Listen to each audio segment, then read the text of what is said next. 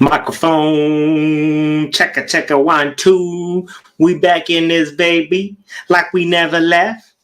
It's the Newcastle versus Chelsea. Watch along. This is the Football Power Hour, by the way. My name is Botswana Papi. Thank you for rocking with me. If you're new on these streets, hit the subscribe button, hit the like button, hit the notification button, hit all them buttons, and drink more water. Right now, it's crazy because I am hoping. Honestly, it's one of those where I don't know which result I really want. Because here, walk with me now. Walk with me. Okay. Hear me now. Okay. Newcastle is out here as a newcomer.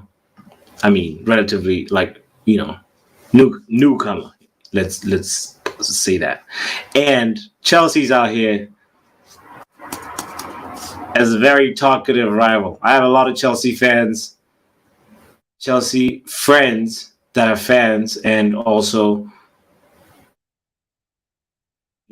they talk a lot. They talk too much. You know what I mean? So if Newcastle wins, I mean, I can't. It's cool. I don't want to hear from them for a minute.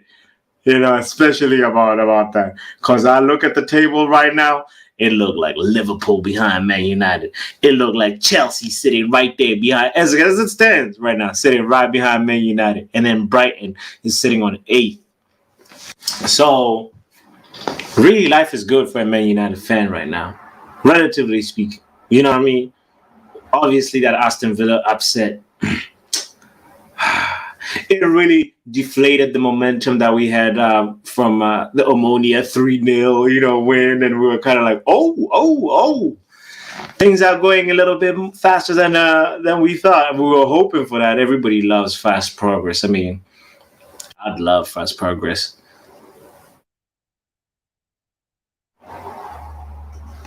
In anything, really.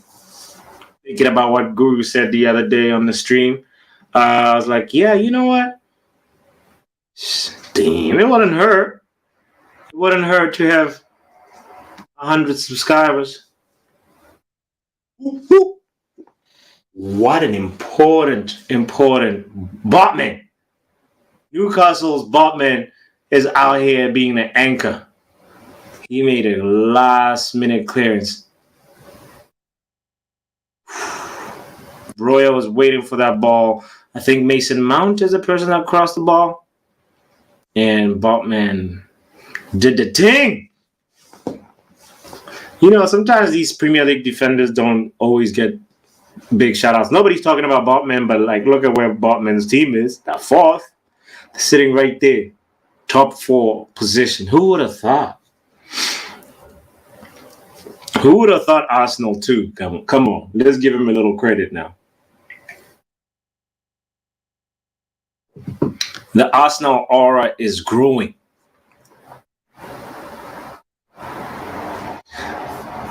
The Arsenal aura swag is growing. Honestly, we looked at what's the word? We looked at the Arsenal supporters like, y'all are just once again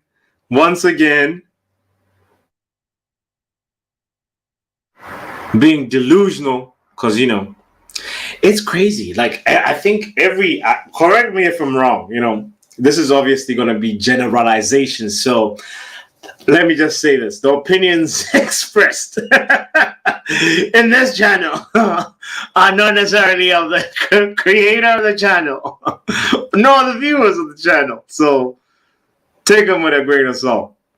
But I'm thinking a little bit about generalizations and stereotypes. There's something kind of a little bit strange when I look at, come on, Trippier with the cross.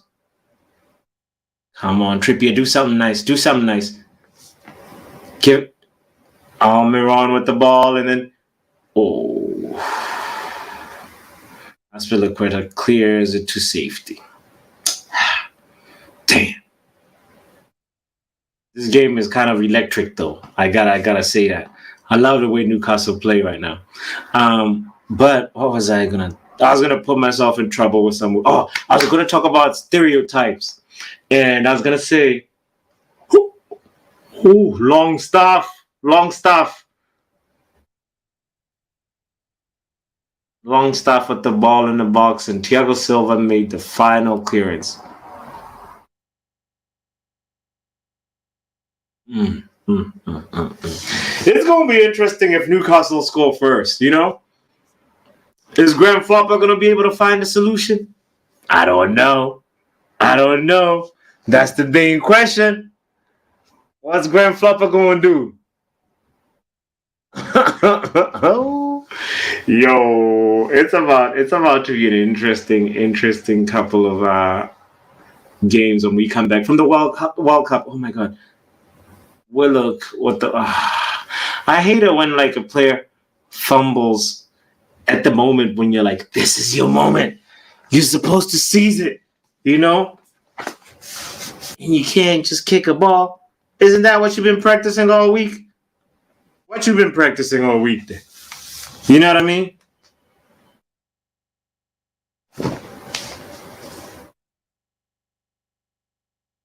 Okay. Seriously, like,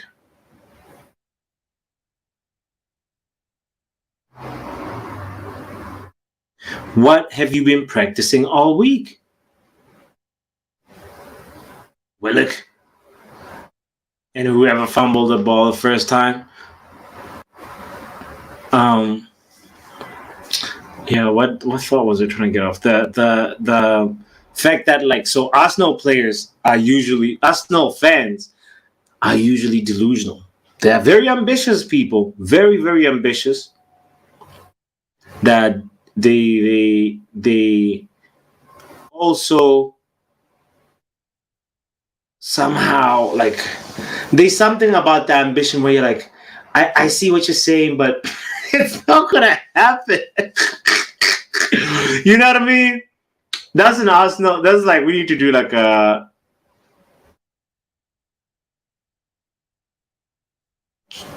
Oh, Newcastle is out here playing with the ball. Man, they're testing Chelsea though. You gotta give them that. You gotta give them that. But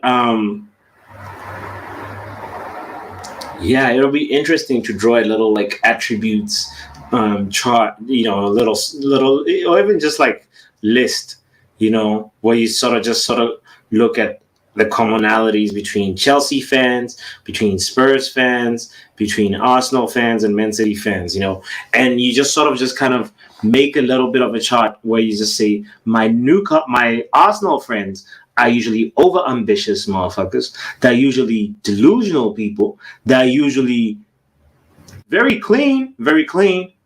They just they're very clean. It's just like a little attribute that they have, you know. And then what else? I need to like sit down and draw this chart, you know. You know, big up to you for tuning in. I see you. It's the Football Power Hour. You're rocking with me on this Newcastle Football Club versus Chelsea. You know,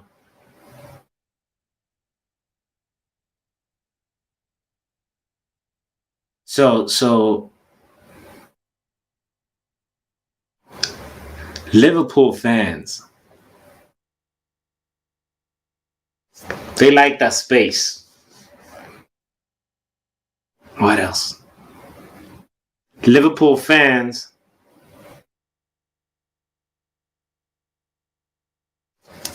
yappa like the Chelsea fans too. Talka to bish bosh bob bob. Hey, they talk a lot. So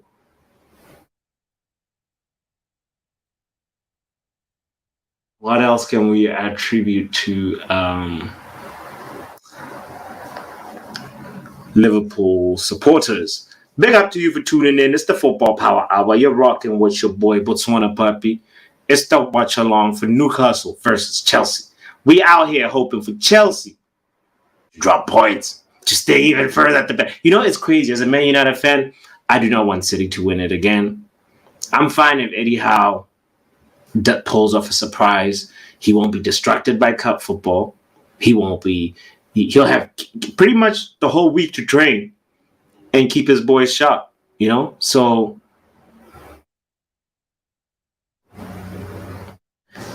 he'll be a good surprise. You know. Let me just give him his flowers right now before we're even halfway in, and just say, Eddie Howe, Eddie Howe.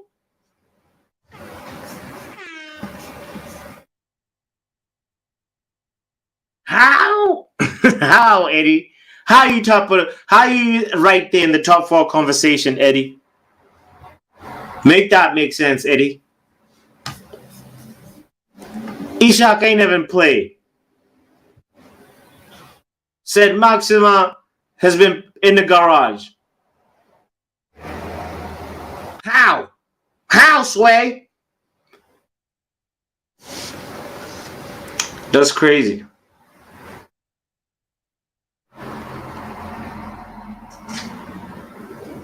Probably might be one of those, like, you know, English managers that are just like sitting there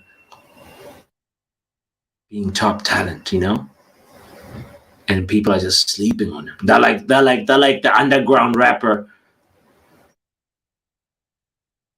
That's just about just sitting. They're like 50 Cent right before Get Rich or Die Trying. That's Eddie Howe. You know, 50 had a little album. Oh my God, I don't even remember what it. I wouldn't even try to remember it. But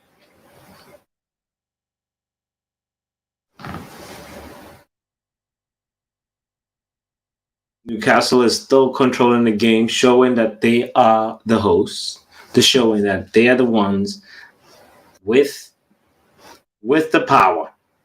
You know, I love it when a home team asserts itself and saying, "We're hosting here. This is my space. I tell you where to sit down. I tell you to take your shoes off before you step on the antique rug. I tell you to, you know what I mean? Not the visitor that comes in and be like, oh, nice kitchen. Oh, this is your fridge. Oh, nice. I was thirsty. All right, what's good? What? What happened to respecting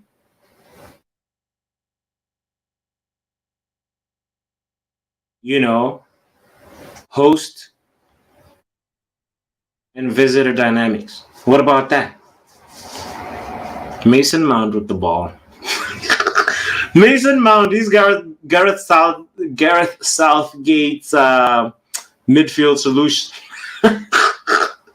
They're really gonna.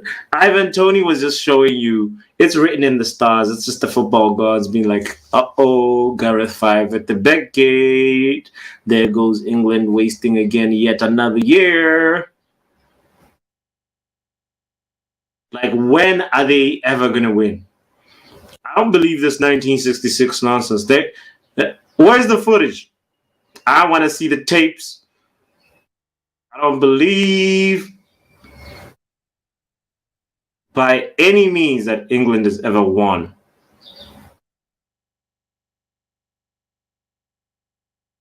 Handball, referee. Oh, come on. Referees out here explaining that Chalobah was sliding. Since when do referees understand where the hand's got to be? Look, Chalobah put his hand on the ground, seeing the ball coming. Of course, he's falling, but he put his hand on that position. No, okay, that's unreasonable. All right, good referee, but that's so rare to see a referee explain to other to the opposition players and be like, no, no, no, no, no, no. The guy was falling. He has to put his hand somewhere. You could see the referee literally mouthing that, and that's, yo, big up to you. Big up to you on Twitter. We see you. We see you. Hop on over to Football Power Hour on YouTube. Oh. And it's half time, ladies and gentlemen. It is half time. Woo. It's fourth versus seventh. 28 points. Newcastle got 28 points. And Chelsea sitting on 22 points. What a situation we have in our hand. I think it's a rare occasion where Newcastle play Chelsea while they are, above them in the Premier Leagues. This is a unicorn. Unicorn season. Unicorn season, my friends. I honestly feel like we are entering a different time. We're entering such a really, really crazy time because Ten Hag mentioned, eras come to an end. And that man might be a prophet, That man might be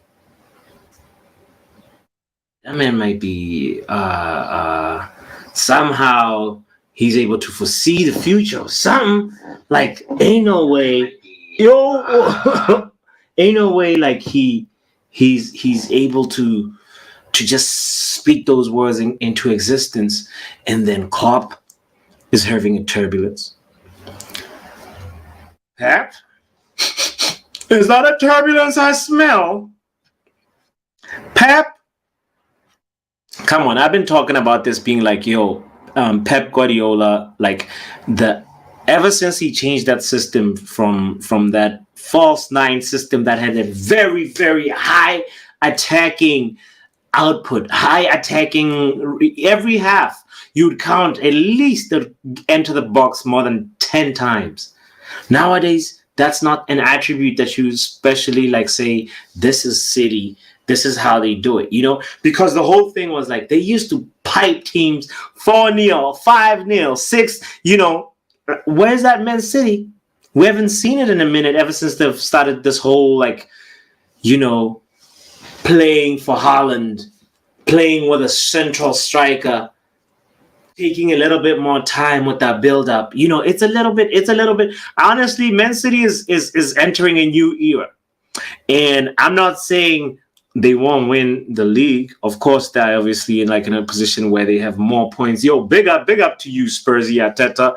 Spursy Arteta is in the house. But Man City is also shifting gears. They're entering a new space where the attacks, they're still there, they're still frequent, but they're not cunning.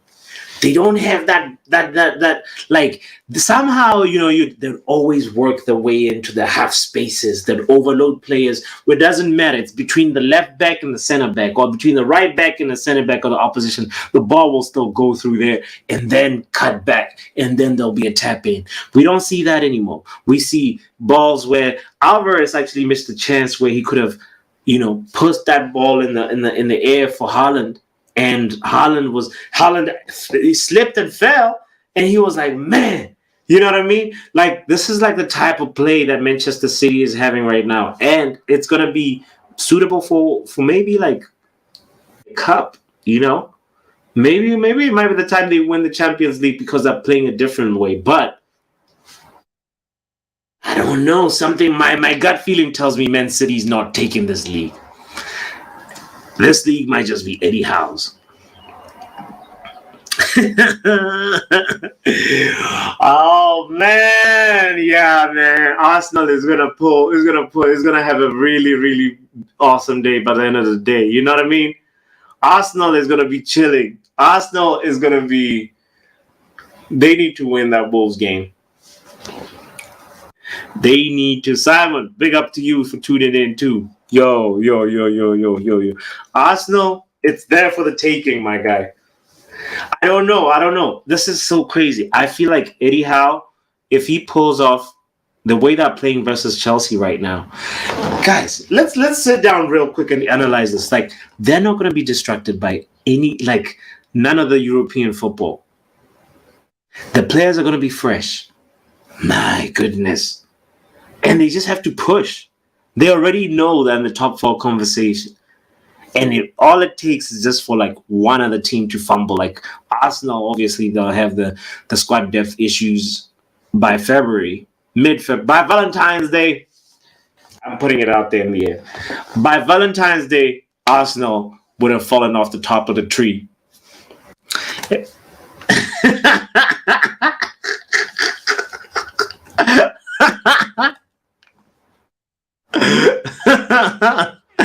Spenny, I know you don't want to hear those words.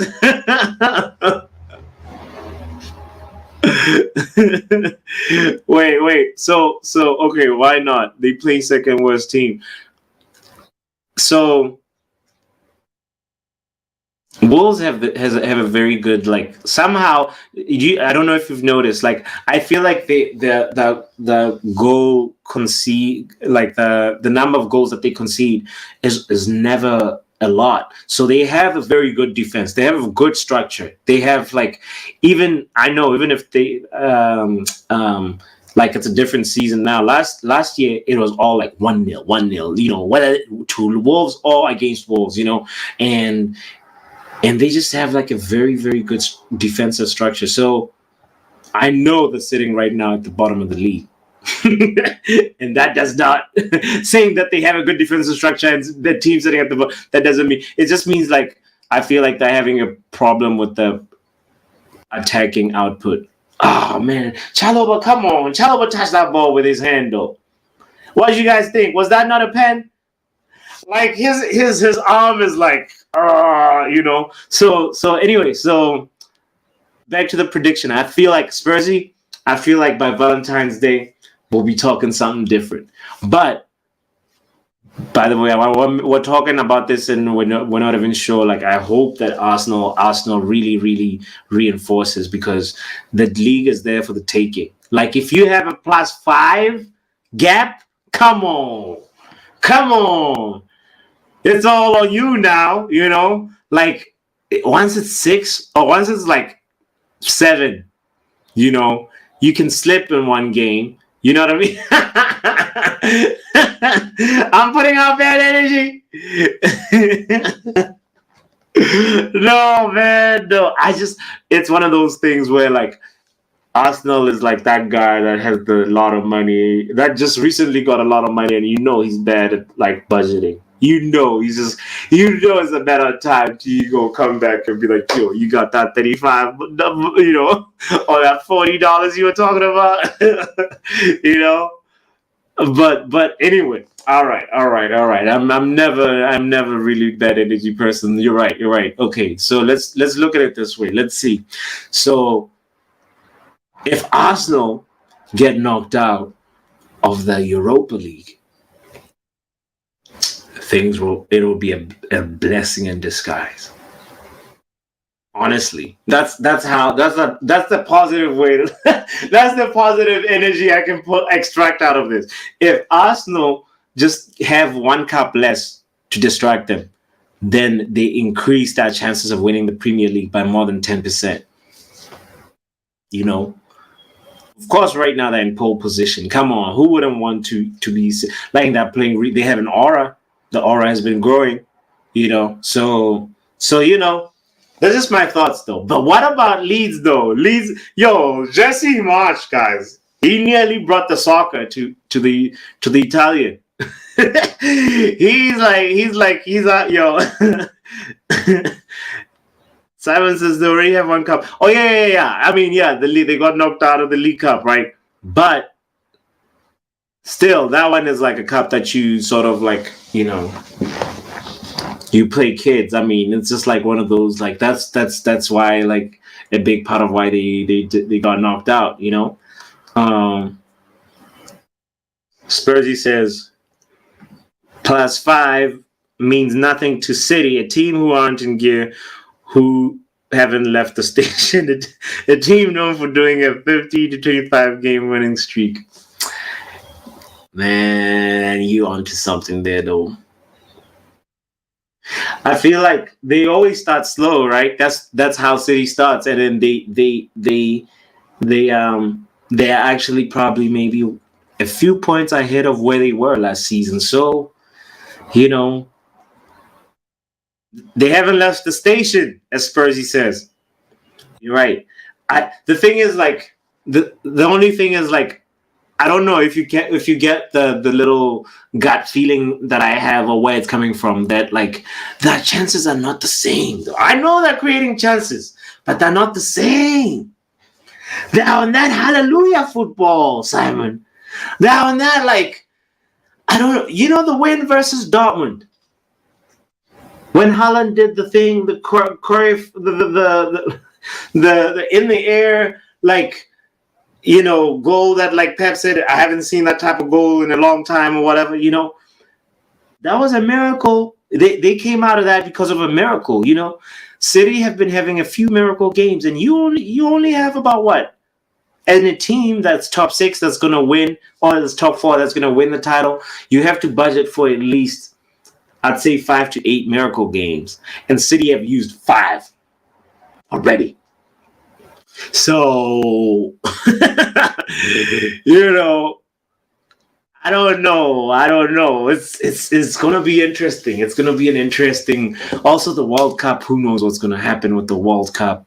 Will City reinforce in January? You know, you can't neglect that fact too. You know. He said, I thought I was gonna laugh about it.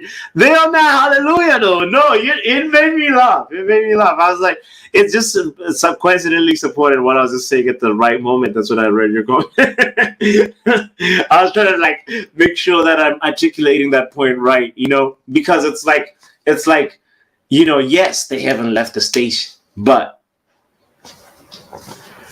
that speed is not the same. The train ain't moving the same way. It ain't doing the chuku chuku chuku chuku. It's like chuku, chuku, chuku, chuku chuku chuku chuku, chuku. No, that's actually a nice beat now. No, but you know what I mean. Sorry, I'm seeing an ad of a train right now. That's why I'm doing all these train things. But so Spezzy says the 25-man squad is garbage. Garbage. Why is it garbage? The first 11 is good, but the squad is ass, and overration will cause implosions and failure. The Man City squad or the England squad? I think you're talking about the Man City squad, right? Yeah, I mean, the Man City squad, let's be honest. For me, it's like 3 things. They have the spine, Kevin De Bruyne. They have the... Oh man, what would you say Cancelo is? Cancelo is he's the hip. No, because like the neck, the head is Cancelo is the neck because he connects the spine and the head. The head is Haaland, right? And then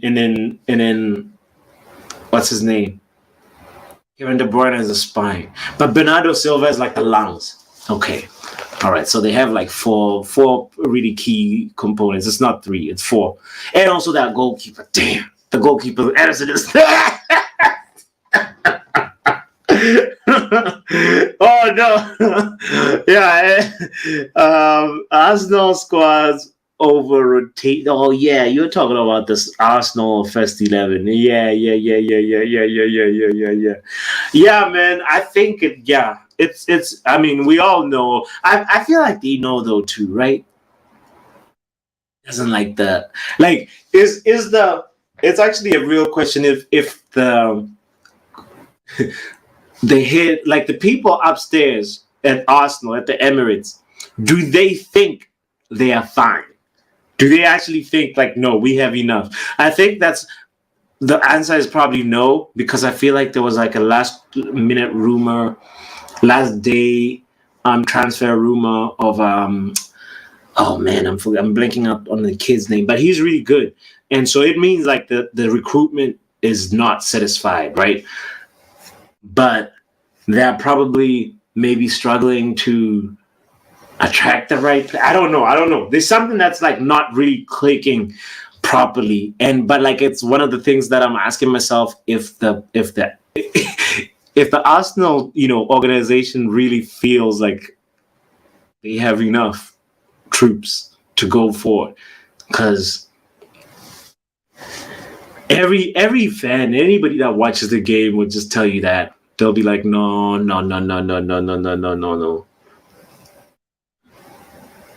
You would think they knew, but look at Brighton. Man, Brighton is moving nice though. Brighton got the right coach. Brighton is making them. Brighton is actually trying to put themselves in the conversation for that top 8, You know what I mean? They. I love the organization and how they didn't panic once they lost Potter. Like, we were kind of like, oh man, I was really feeling sad for them. I thought it was going to be one of those things where, like, the big money team just comes and, fucks things up. Oh, we got Christian. We got the American soccer player coming in, number 10. Who is he replacing? Christian Pulisic is coming on. He's replacing someone. We don't know who. We know that Sterling is not around. What's Graham Flopper trying to pull now? What do he got up his sleeve? And Arsenal need signings in January. That's if you could just like say that message so many times at the Emirates, tell them men hear you.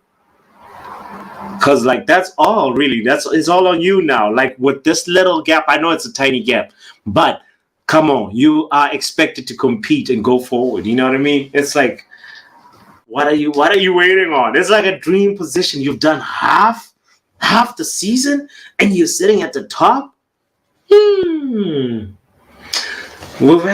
know Man United at one point, it was it under Jose or under Ole? Probably under Jose. We were sitting at the top of a table one time.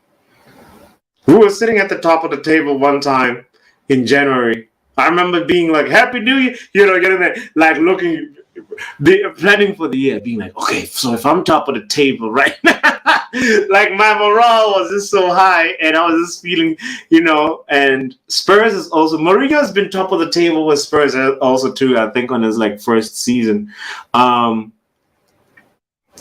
it's such a funny thing to observe who's top of the table in January and are they able to actually maintain it. I feel like that's always been changing the last couple of seasons, but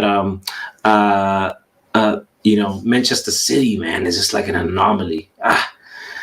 They need to chill. We need to let Eddie Howe shine. I feel like Newcastle is an African team in the World Cup, and they're out here defying expectation and doing that thing. So big up to Eddie Howe once again. Maybe he should be the one coaching instead of Southgate. But that's a conversation for the next World Cup. We'll see. When the World Cup comes to the US, that's going to be interesting. Oh yeah, I missed your point earlier on. You said City will be fine. They have a good recruitment and money.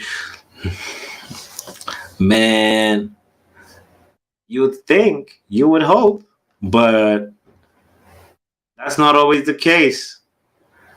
When I say that's not always the case, I mean it's like there's a lot of more teams now that are like trying to get that good recruitment sorted out, trying to get that big money, Liverpool, like be like, yo, we're open for some more people to invest, they're out here trying to raise funds. So it's like it used to be good ideas plus money equals success, and now like it's like anybody with the good ideas, the money can be pieced together somehow, and what we're going to worry about is the end product of that combination.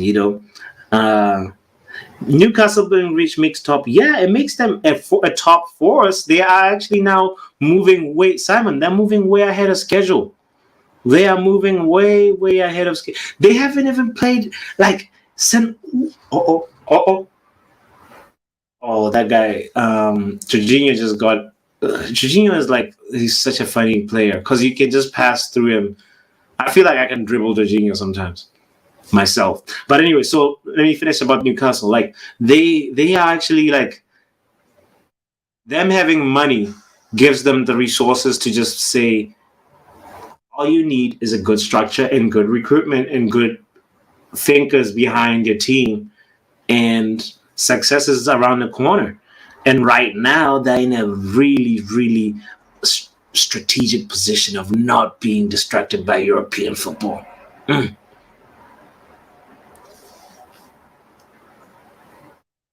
I mean, they got that Ishak dude. That's a big signing. That's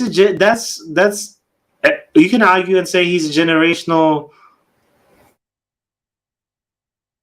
potential generational talent. You know, like I want us to really see what he does in the Premier League. And I think he's just been like injured or something. Oh man, Newcastle is out here bringing a game to Chelsea. This is just beautiful to watch. They are a top team. I think I'm watching a top team play a top team. They're out here being like one not to be walked on over. You know.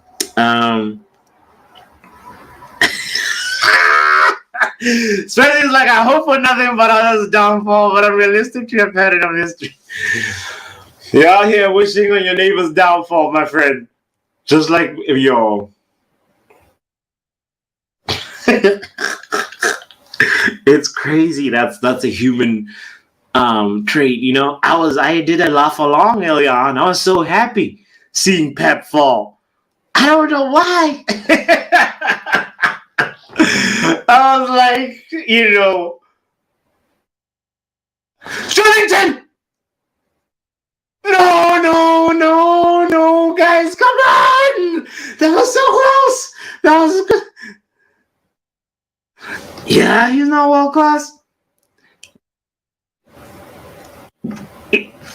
Someone says Ishak is not world class. Let's wait for him to get 10 games in the Premier League, and then let's revisit this conversation, my friend. Because what I said, the words that I specifically said was, here's the potential to be a generational talent. So he's not world class for sure. Right now, no. To be world class, it's crazy. When you talk about world class, real quick, Simon, I want to know how you define world class, because I have my own definition, and I'm sure Spursy, Mikael also has his own definition, you know. So, but real quick, I'll just say,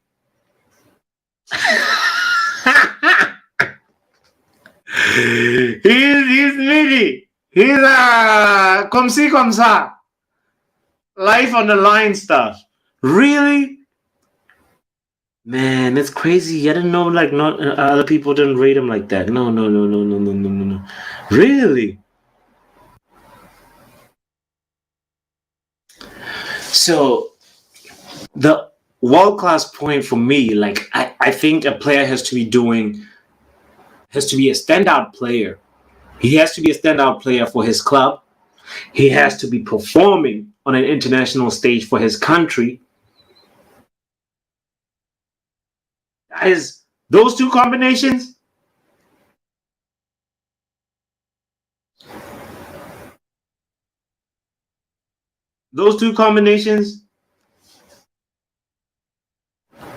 almost always equal world class for me. If you're consistently being a standout player for your team, and you know, achieving personal and group accolades in your team, and also doing it on an international stage for your country, that is a world class player. Now, Cancelo, I mean, barring this season, let's just say Cancelo this season for Man United has not been well. Did you guys see he got a yellow card for simulation?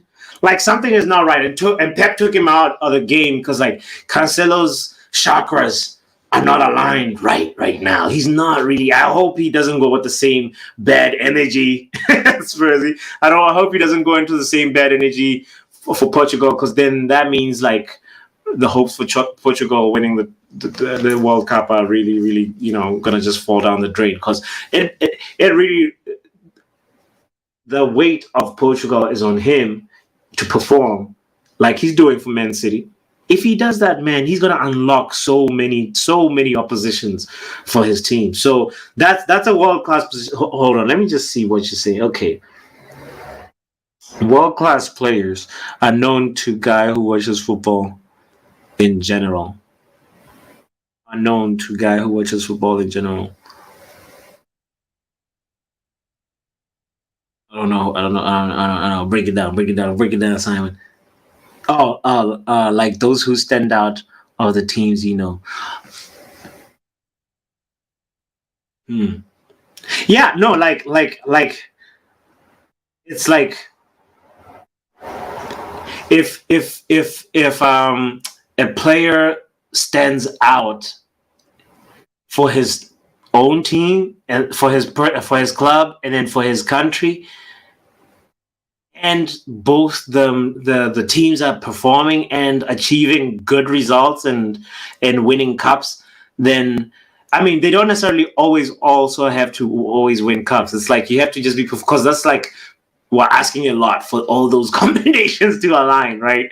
I'm asking Cancelo to win a Champions League, to win a EPL like 4 times in 5 years, right? I'm asking him. Cancelo hasn't won the Champions League yet, but if he wins, say like Man City win the Champions League this year, and then he comes back, like especially second half of the season they do well, and then he takes Portugal to the semi-final, and has a really good performance, lots of assists in the World Cup or goals, and like a dazzling. Come on now, talk to me and say that's not world class. You know what I mean?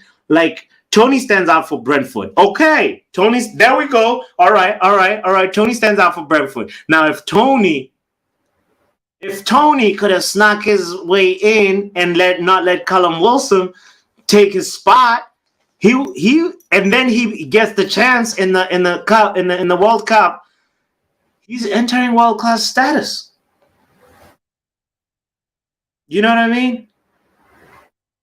He doesn't need Brentford to win the Premier League, but like he's like, he needs England to like go to the final, and for him to be, but energy stay far away.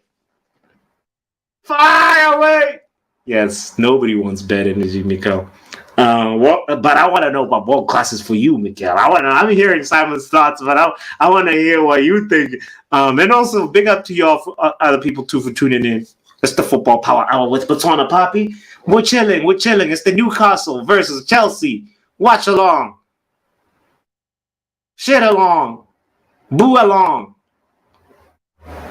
Boo. Conor Gallagher just overhit a pass. No. Yeah, he overhit a pass looking for Mount. Conor Gallagher is so funny. He was so nice. He was a standout player for Crystal Palace. Did Conor Gallagher make the World Cup?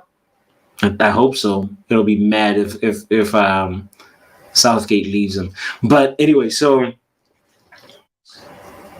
Gallagher was a standout player for Crystal Palace. Such a standout. And he just looks so different in Chelsea now, which is so weird. Let's see.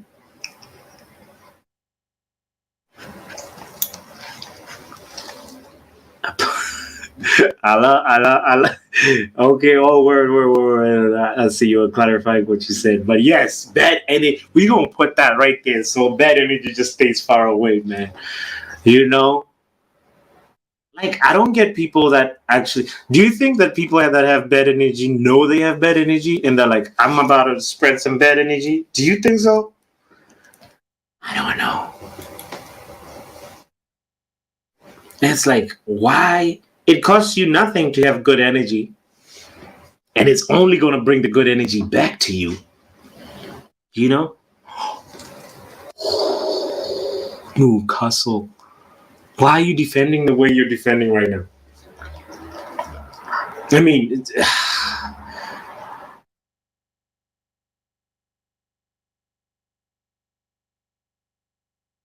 come on. Oh, man. This game will really be interesting. It's crazy. It's going to be a 1-0 game. It's still 0-0 and it's almost 60th minute. Like you know, Almiron just needs to chill and not play like he's speed. Yo, big up to y'all for yo, hit the like button, hit the subscription button if you're new to the channel. I saw we had like 73 viewers on YouTube on Twitter, and they're chilling on Twitter just watching us talking. Y'all need to come to YouTube, y'all. Come to the YouTube channel.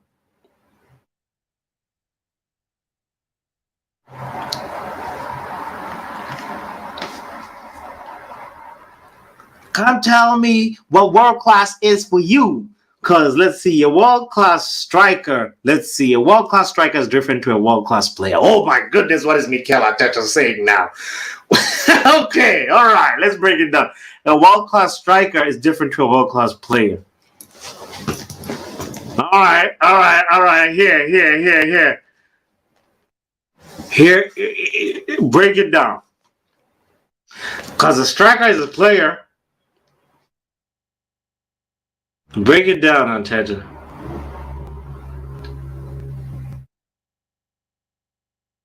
A world-class striker is different to a world-class player.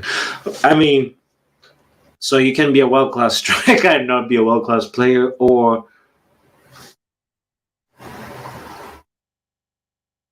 a world-class striker is different. I mean, people always a world-class striker phrase is always described, you know, to pretty much like say, oh, a proven striker, or a striker that's just doing so great. You know what I mean? And like Lewandowski, whatever, you know, or who else? You know, you can be like, that's a world-class striker. Even though he disappears for Poland. According to my definition, my goodness, Lewandowski doesn't really fit the description. According to my definition, I have to revise that. Wow, no. Hold on. Has he done really something significant with Poland? I feel like he just disappears.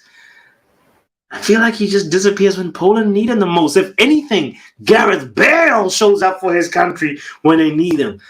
Lewandowski just like goes MIA.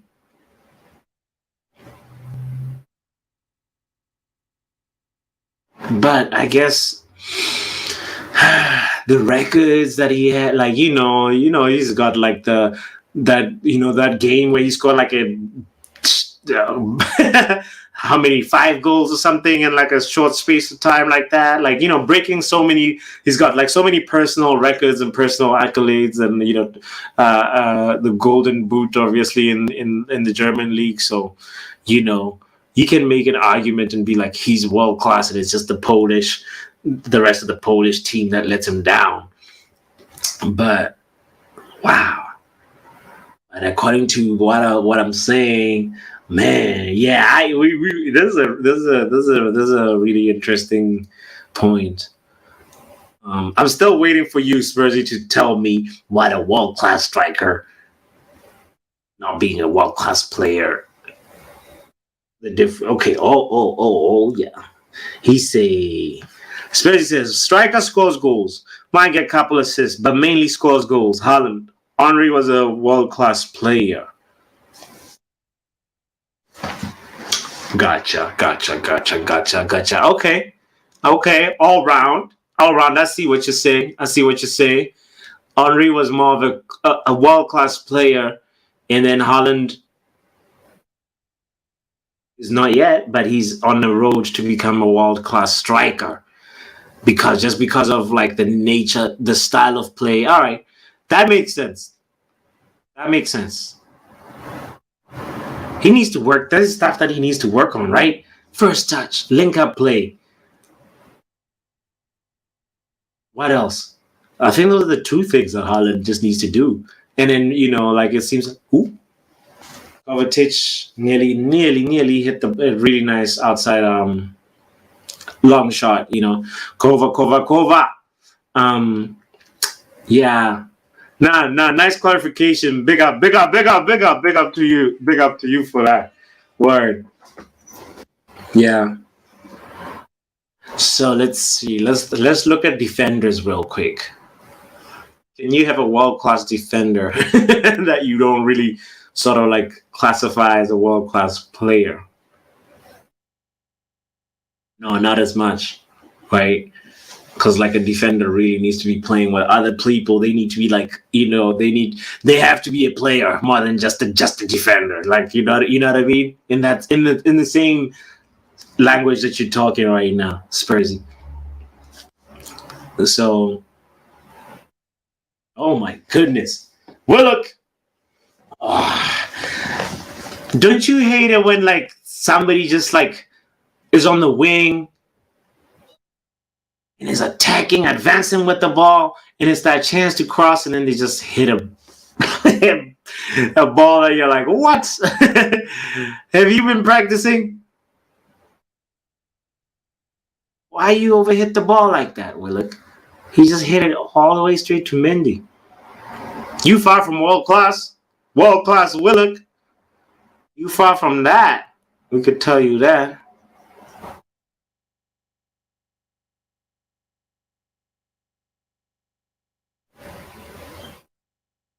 Ooh, Bruya out here juggling the ball. Chelsea is interesting, you know. It's like what's his name? Graham Flopper was given a guitar. He had no business buying the strings. Ooh, Conor Gallagher with the shot. That was nice. Conor Gallagher. Talking about standing out. That was good. Good shot.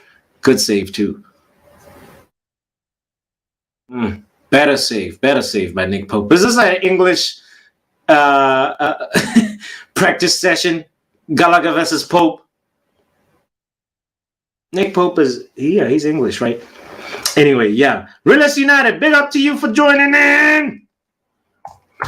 We are talking, what is world-class to you, my friend? What is a world-class player? What is that?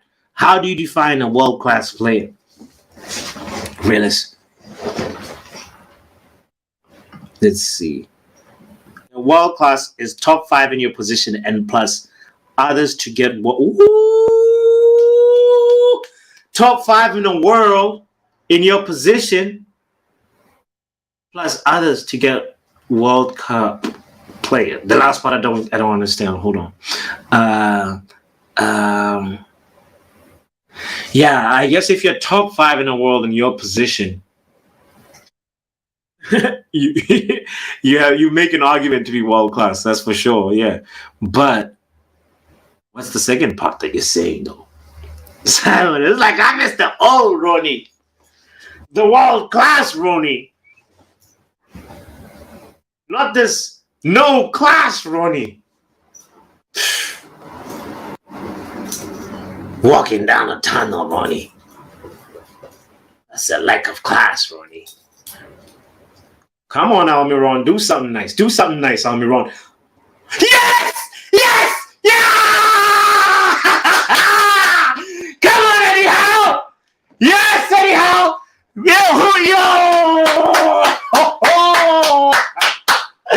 It's about to be interesting. Grand Flopper. Yo, Stamford Bridge is burning down. Stamford Bridge is burning down. Help, Graham Flopper. His name is World Class Willock. It's like he heard us talking about him. Oh, man.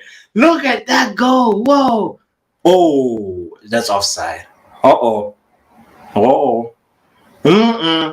From that angle, oh my goodness, no. Almiron was offside. Wait. It looks like he was on. It looks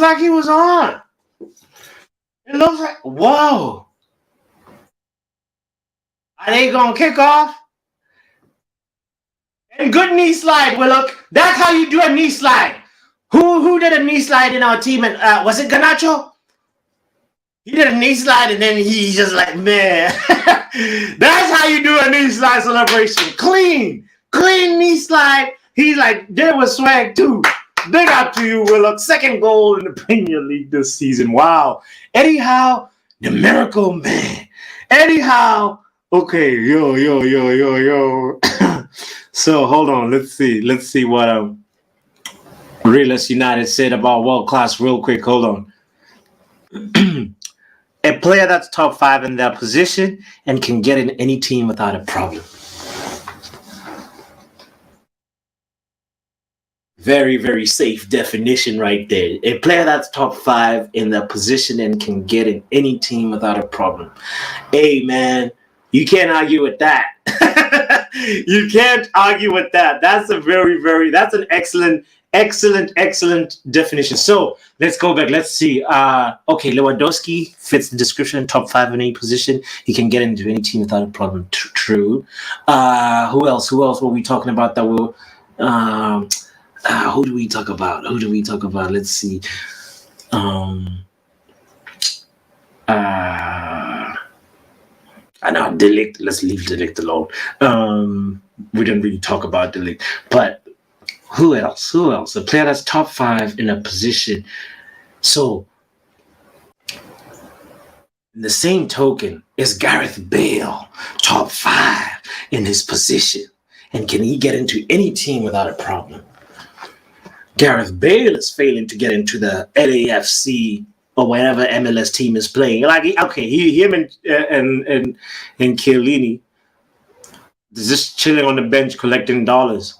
But you can also argue right now he's not top 5. So Realist United is saying Gareth Bale is not world class. I'm trying to see if your definition, my guy, I'm trying to break it down to see if these players, like some of these players, can fit in or not. I'm trying to see, I'm not trying to put words in your mouth, okay? I'm just trying to break down your definition because it's really beautiful, bro. It's beautiful. Big up. Chelsea in the mud. Chelsea is deep. It's in the dirty mud right now. Graham Flopper is flopping. And Broya is actually so lively. He's such a good player, you know. No, Simon. He's like, it can also be top 10 in position. No, it's top 5. We go stick with Realist United's definition.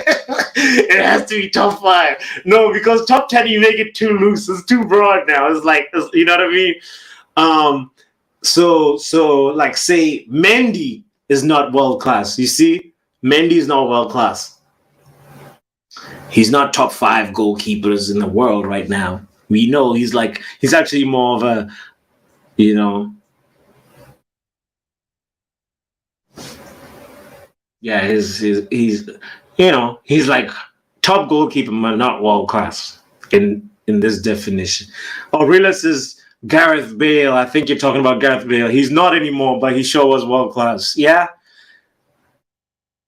Trippier, what are you trying to do now?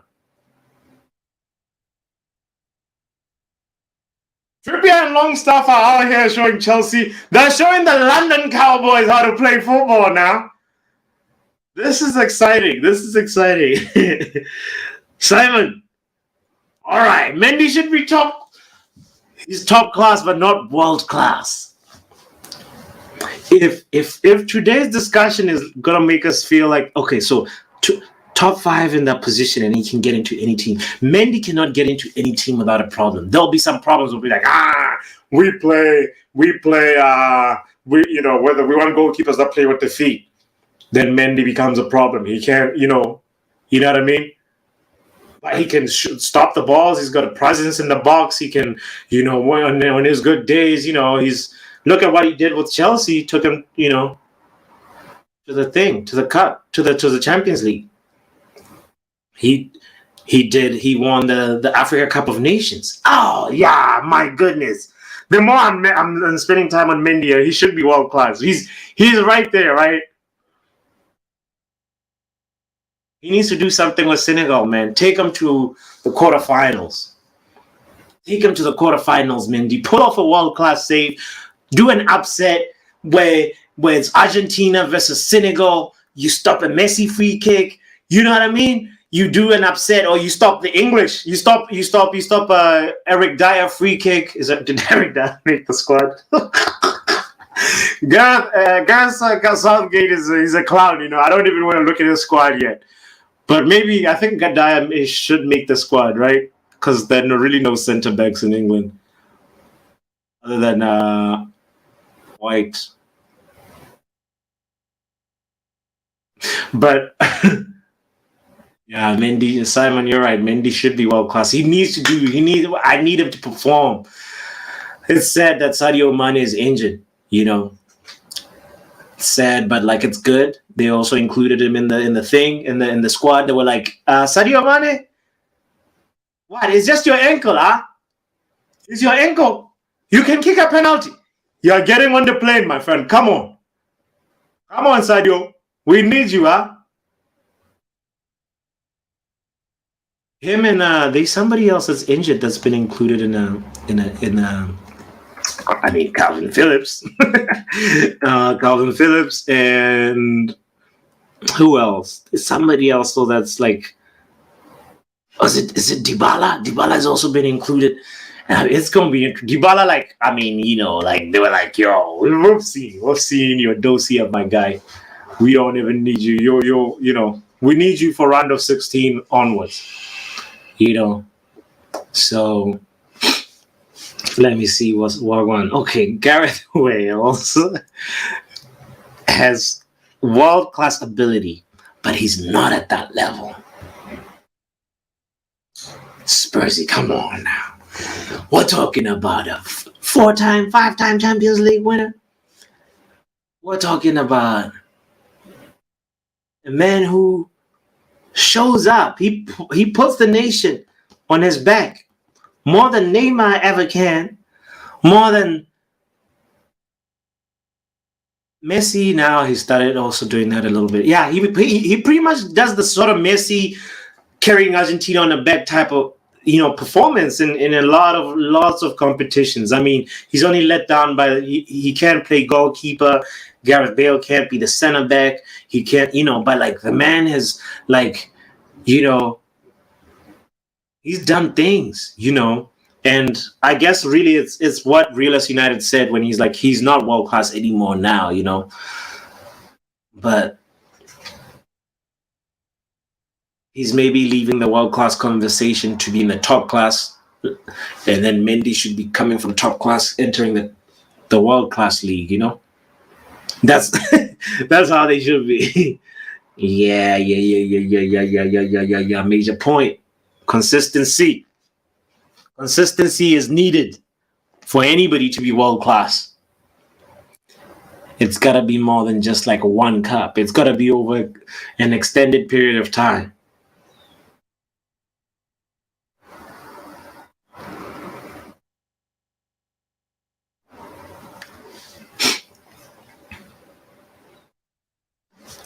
Ziyech is out here. It's funny because I wanted Ziyech before we got Anthony. We were rumored with Ziyech, though. I was like, he's got a good left foot, but I'm fine. We got Anthony now. Oh my goodness, I'm so happy with Anthony. I'm happy with the spinning. He spun himself into injury, and we haven't seen him ever since. But the day Alejandro Garnacho on the left is on and ticking, and then we got Anthony on the right, it doesn't matter who's in the middle. We'll have defenders shitting their pants. Sorry for my language, but come on. That's so electric. That's dynamic. That's you have to watch that game with me. The day Alejandro Garnacho is on the left, and I don't even want to see Rashford now. I want to just see Garnacho. There's going to be some dazzling performances right there. I promise you. Oh, that boy, he brought the electricity back. I can't remember the last time we had. I feel like Januzaj. Possibly Januzaj was or maybe when Rashford was burst into the scene. That's the last time we saw some, electricity like that, And I'm all about for that electric, dazzling football, not this pa pa pa pa pa pa pa pa pa. Look at what Chelsea's doing right now. Graham Flopper. You're in the mud, my friend. The mud is deep.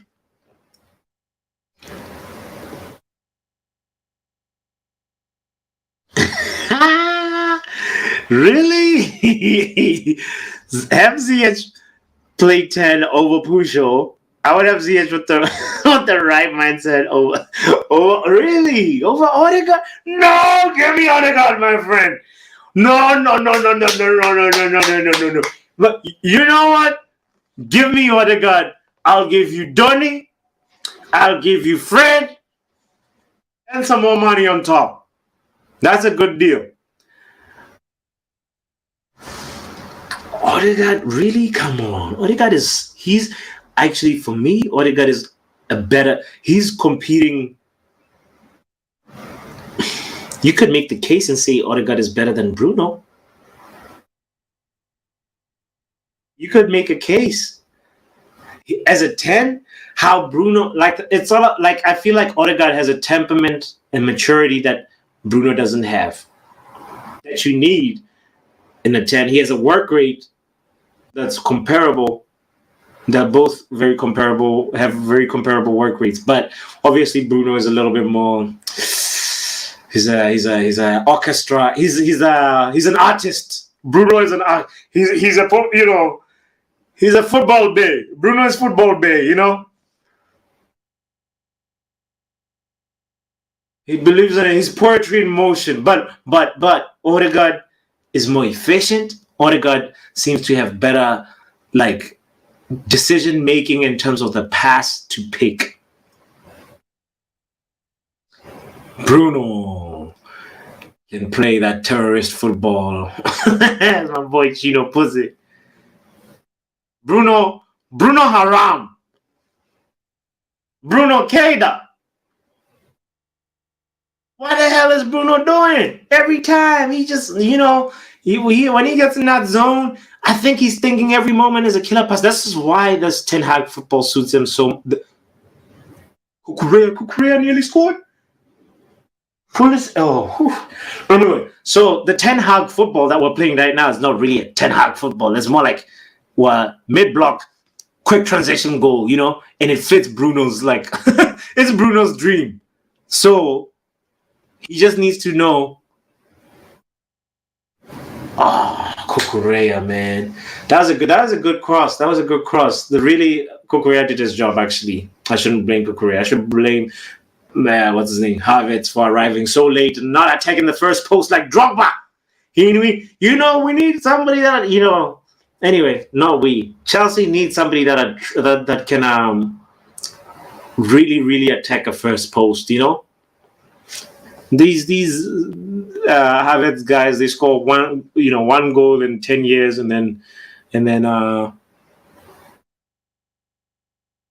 get away with it. But anyway, big up. Rila says he's still not a fan of Bruno playing style.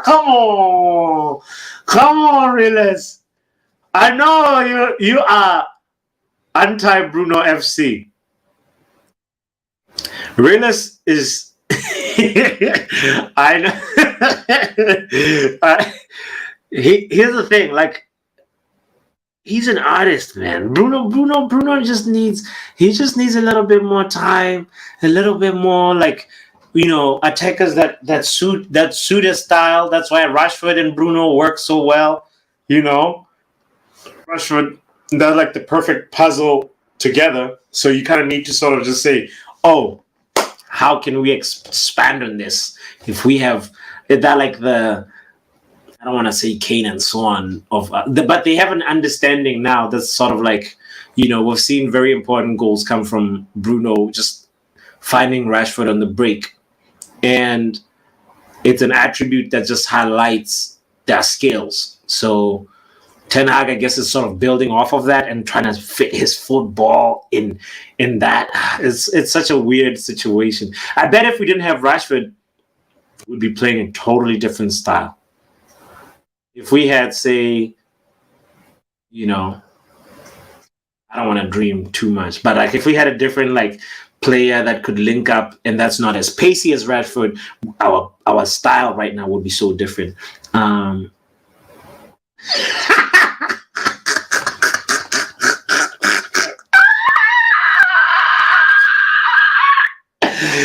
Uh, slap, slapdash artist. No Picasso. No Michelangelo.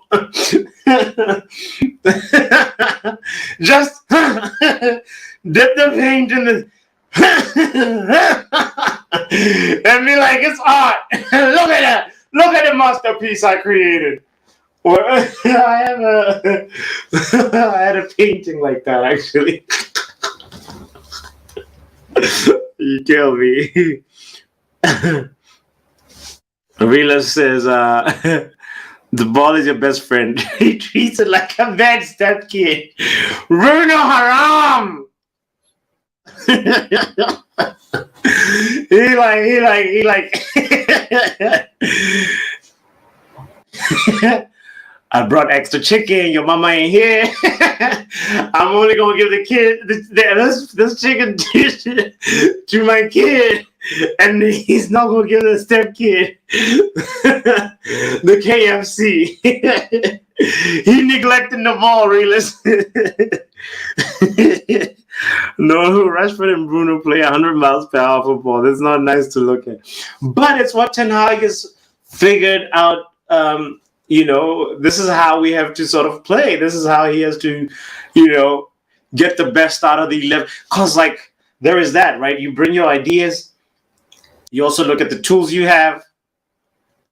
And then you adjust. There has to be an adjustment period. So you're like, I like to play over 70% possession. I like to play a highlight football. I like to play, triangles, passing triangles, which is what we did in preseason, right? And then all that football we saw in preseason never came back. We now build up from the back sporadically, very, very few times.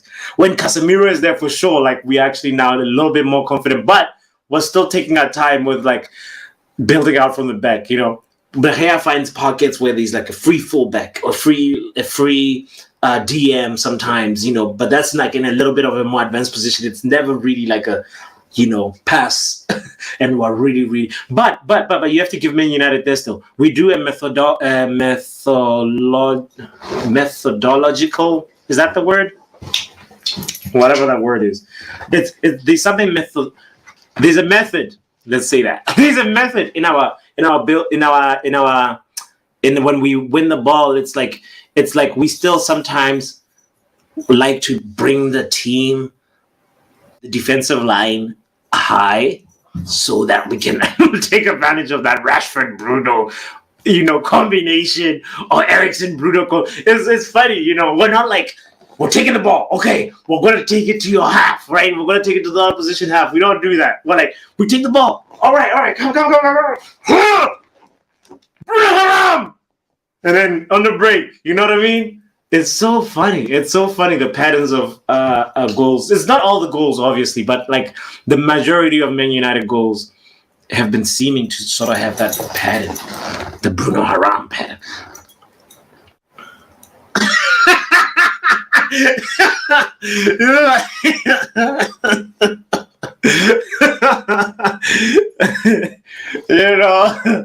But Bruno though, come on, he's I was watching Bruno with this a friend of mine, a girl that doesn't watch football at all, and she described him as she was he does ballet. He there's something different about him. Everybody else is stiff, but and she was just impressed by small things where he's receiving a ball and instead of passing it, he lets the ball run and then and then loses the defender just small things or does a outside the foot pass or something to somebody, and it's sort of everybody else is a little stiff at work, but not trying to make a mistake. And Bruno is the one who's out here, and she was this guy he's different from everybody else, Then I was oh, yeah. I think the commentator that was commentating that time was, well, I forget the commentator's name, but the guy that loves Messi so much. You know that guy who's on Messi. Like he's always on a lot of La Liga games, but oh man, I love this guy. How can I forget his name? Whatever.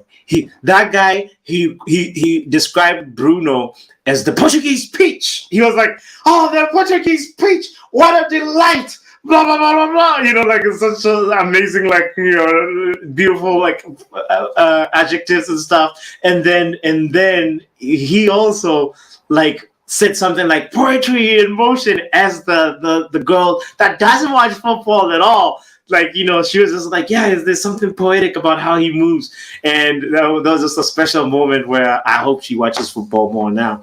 But anyway, so he's Bruno Haram, but he's also Bruno Bay too sometimes when he's in motion and when his chakras are aligned and he's like got the right temperament. That's why really Spursy, I was saying that I'd say give me Odegaard, I'd give you Bruno any day, my friend, because right now it's like Odegaard would be more effective for Ten Hag, I think. That's just my thought, but could be wrong. Trippier with the ball. Who does he find? Nobody. The ball just goes across on the box and no Newcastle player wants it. But you know what? It's all good. Eddie Howe is right here, sitting at the brink of 3 points. My goodness. I never thought I would be saying that. Wow.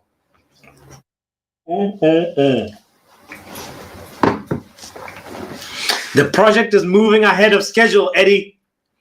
Eddie, you are way ahead of schedule. We were just hoping for top 7.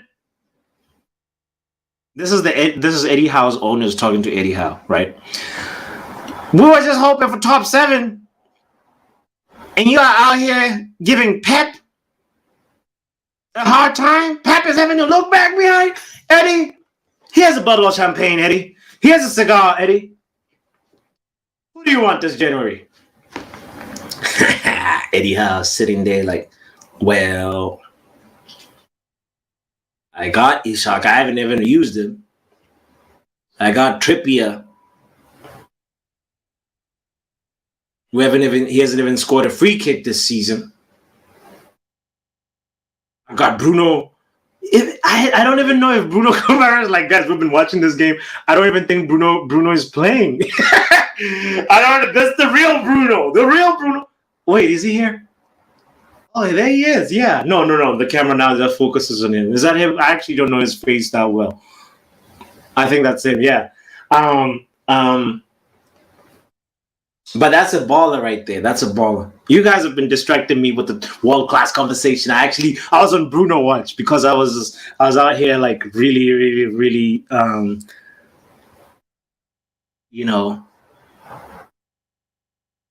really sulking over how we missed out on him. But wait, I should say, what's funny about your friend? She noticed Bruno's freestyle play because Bruno's a footballer, stiff as. No good joker. No.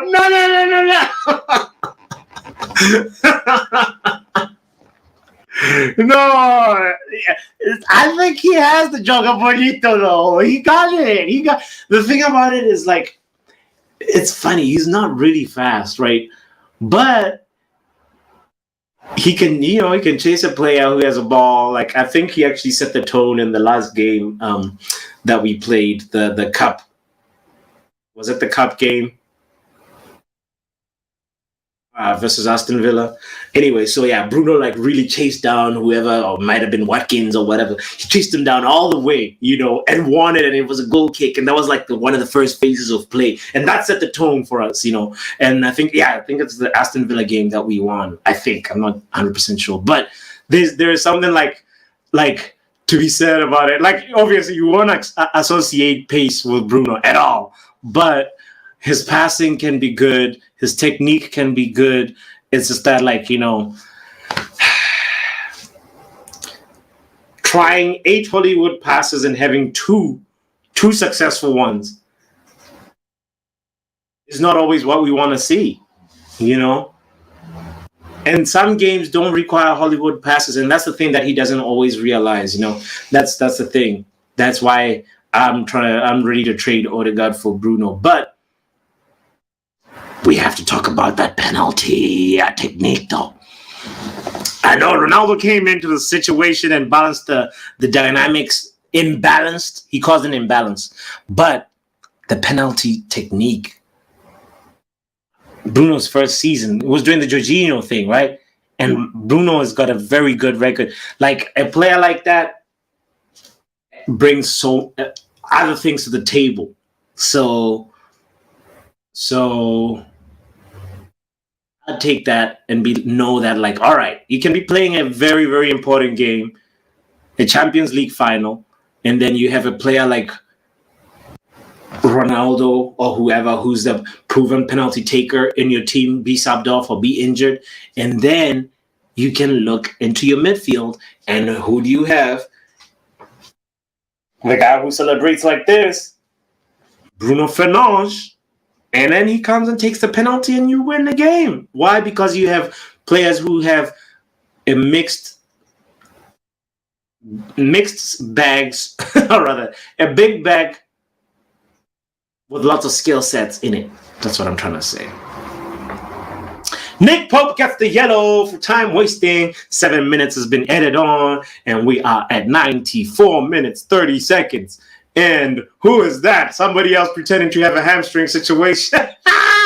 Newcastle players, man, they're out here acting. Okay, so hold on. She didn't see Bruno trying to dribble or take on any. No, she didn't. She didn't see. She saw Bruno. Like, his dribbles were body feints and like kind of silky touches, so to speak, like passes that you are not expecting him to do it because of his body positioning, etc. So that's what kind of like is like, oh, he's a little different. I think that's what, like, also, how girls be. They'll be just like girls that don't, let me clarify, girls that don't watch football, or just dudes that don't watch football. Actually, girls. Let's just say girls. In my experience, the girls that I've watched football with that don't really watch the game. They're waiting for the player to get injured, and then there's a close up on the thigh, and then there's like the hamstring, like they're rubbing his hamstrings or whatever, and they're like, oh, that's Ronaldo's thighs or whatever. I have, it's America, man. I have like lots of friends that don't watch the game like that, but they're just waiting for moments like that, So big up to them, though, for participating in the sport, and we're all here for different reasons. And wait, is Mendy? Mendy's out his box. It's 96 minutes. Mendy is part of the wall. What in the Boko Haram is this? Okay. Ziyech kicks the ball. Mendy trying to attack it with the header. Mendy's chasing down. What in the Boko Haram? Mendy is trying to tackle him. One cross, Mendy. Okay, now it's Kova with the ball. Woo! What a slide tackle. Woo! What a slide tackle from a Newcastle defender. I can't even tell who that was. Now Mendy got the ball. Oh my goodness. What are we witnessing? Long stuff. Wilson is in space. Come on, will Wilson dribble? No, Wilson couldn't dribble. Wilson. Oh.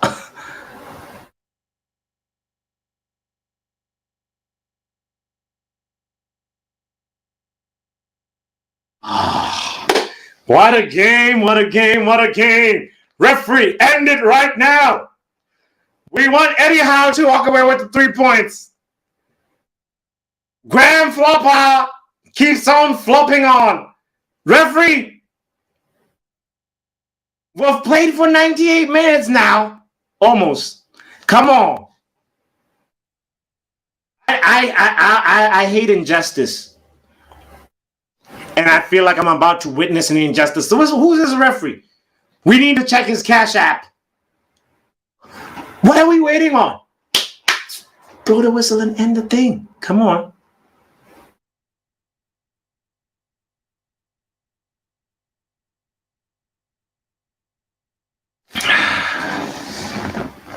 Marcel is delaying Kukurea. Okay. I'm big up those tactics, man. Hey, I know it's not my team, but like, hey, it's like the London Cowboys are losing 3 points right now. So, you know what I'm saying? I'm about to call my Chelsea friends. Where they at? Come outside the house. Let's see you. Show your face. Oh, Chelsea FCOG. I'm coming. I'm going to hop on your channel after this. I know. Hold on. Let me see you now. Bruno got the hot potato ball. It's done. Kai Havertz is trying to start a fight. Oh, somebody going to get a suspension for that. Yeah, there's a fight going on. But the game is done. Eddie Howe walks up to 3 points. Come on, fight. Fight. Fight. It's all good. I want to see some fist fights. But anyway, so I'm still reading this. So now Bruno got the hot potato ball. For sure, he can pop off the ball quick. But 1-2's round the corner. Ballet fluid movement, the sexy ball. No, so, okay. Mikael, let's be serious on this. So Bruno is actually, you would say he's the quintessential Ten Hag player in some instances because he has his type of play relies on link-up play. Just as much as you can make a case for Jadon Sancho being like, he's the player when before you actually insert them into the type of play that Ten Hag wants, right? You can just be like, he fits the style, but like, let's be honest, like right now he just needs to adjust. It's only been half a season. Let's give him a little bit more time. Let's give him till the end of the season. Then we can really fully judge him. That's all I'm gonna say about him. But it is a real fact though that I'm more jealous of the fact that Arsenal have Odegaard, who's such a better and more efficient number 10, and that's what I mean, better in that way. And let's see what happens at the end of the season. Right now, it's crazy to watch how London Cowboys on the way down. It's a beautiful day. Arsenal, you're next. If Wolves do it for us, if Wolves do the damn thing, oh man, it'll be a beautiful day. But big up to y'all for tuning in. It's the Football Power Hour. The name is Botswana Papi. I'm a piano pap. Whatever you want to call me. Coach called me Pablo Papi yesterday. I laughed so hard after the stream. I was just like, this dude crazy. But Spursy, Simon, everybody, y'all on the Twitter cowards, I love y'all still. Thank you for tuning in. Hop on the YouTube. Come to the YouTube world so you can be involved. It'll be awesome to just kick it and know what your definition of world class is, because that was the main question that we had today. That was so interesting. And let's see what happened to Arsenal. Once again, Newcastle FC goes away with 3 points, baby. The London